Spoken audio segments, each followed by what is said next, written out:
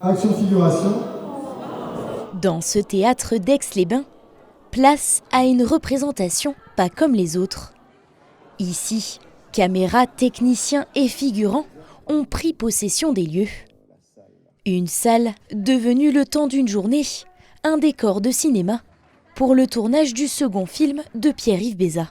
C'est un court-métrage qui suit une chef d'orchestre internationale fictionnelle, car c'est une fiction, qui se retrouve à l'aune de son grand concert de retour sur scène, accusée de quelque chose, alors que le concert est à 2 doigts de commencer, que la salle est pleine et que les musiciens l'attendent. Ça fait très longtemps que je voulais filmer le monde de la musique classique et l'orchestre, parce que c'est quelque chose de très, très visuel, et aussi parce que le fait de parler du droit, de la justice, d'une accusation d'une femme qui a une position de femme forte aussi dans la société, parce qu'une chef d'orchestre par définition l'est, c'est vraiment quelque chose qui me tient à cœur. Au casting de cette fiction, une centaine de figurants, mais dans le rôle principal, l'actrice française Anne Consigny.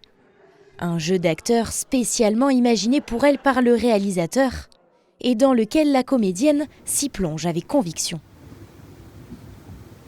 Ce qu'il a écrit, c'est une histoire terrible, c'est une histoire qui se passe aujourd'hui. Il suffit qu'on dise un mot sur quelqu'un pour que cette personne soit condamnée, quelle que soit la vérité. La présomption d'innocence, c'est une notion constitutionnelle, donc elle est d'une importance capitale dans notre société.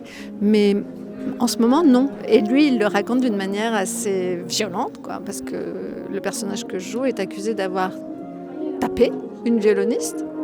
Et il se trouve que c'est pas vrai. Simplement, on va détruire sa carrière à cause de ça. Un scandale où le tournage se déroule dans un double huis clos, dont une partie au Théâtre du Grand Cercle, mais aussi au Château Brachet. Et ici, une trentaine de techniciens sont à pied d'œuvre pour que tout soit prêt au moment de tourner. Ça tourne. Clap.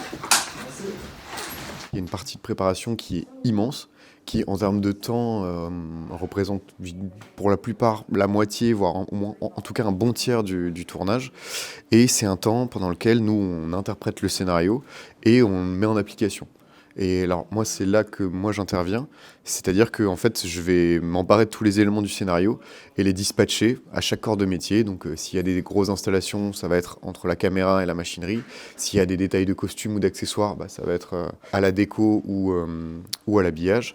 Et ça pour tous les éléments du film. Débuté il y a quelques jours, le tournage devrait prendre fin le 12 décembre prochain.